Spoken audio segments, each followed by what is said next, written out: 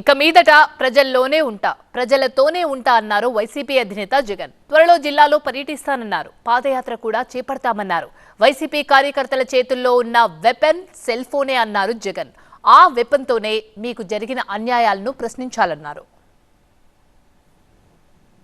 5 ఏళ్ల పాలనలో బాధ్యతాయుతంగా రాష్ట్రాన్ని పాలించారన్నారు వైసీపీ అధినేత వైఎస్ జగన్. విలువలతో కూడిన రాజకీయం చేశారన్నారు. రాజీనామా చేస్తేనే బయటికి రండి అని చెప్పి మొత్తం 18 మంది రాజీనామాలు చేసినారు. కేంద్రంతో వ్యతిరేకంగా పోరాటం, రాష్ట్రంలో రాష్ట్ర ప్రభుత్వానికి వ్యతిరేకంగా పోరాటం.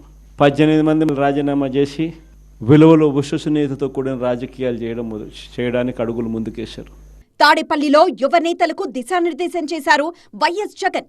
ప్రజలకు సమస్య వచ్చినప్పుడు వారికి అండగా నిలబడ్డ వారే లీడర్గా ఎదుగుతారన్నారు జగన్.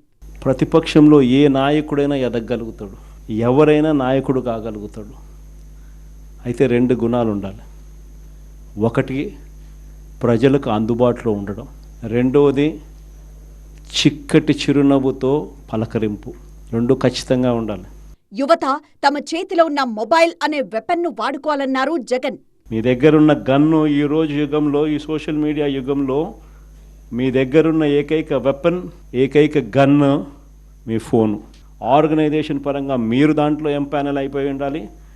మీతో పాటు మీరు క్రియేట్ చేసి ఆర్గనైజేషన్ గ్రామస్థాయి దాకా కూడా ఆ ఆర్గనైజేషన్లో పార్టీ కావాలి. ప్రతి ఒక్కరి చేతిలోనూ కూడా మీకు అన్యాయం జరిగితే ఆ అన్యాయం నాకు జరిగింది అని చెప్పి మీరు ఆ మాధ్యమంలో మీరు చెబితే ఆ మాధ్యమం ద్వారా పార్టీ హైకమాండ్ మా దాకా కూడా తెలియడమే కాకుండా రాష్ట్ర వ్యాప్తంగా ఉన్న మొత్తం వైఎస్ఆర్సీపీ శ్రేణులందరికీ కూడా ఈ మెసేజ్ వెళ్ళిపోవాలి.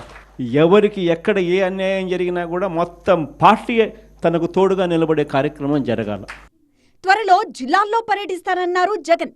ప్రజల మధ్య ఉంటానన్నారు. నా జిల్లా ప్రోగ్రాములు కూడా మళ్ళీ ఉంటాయి. నా ప్రోగ్రాంతో పాటు చివరిలో నా పాదయాత్ర కూడా ఎట్టగో జరుగుతుంది.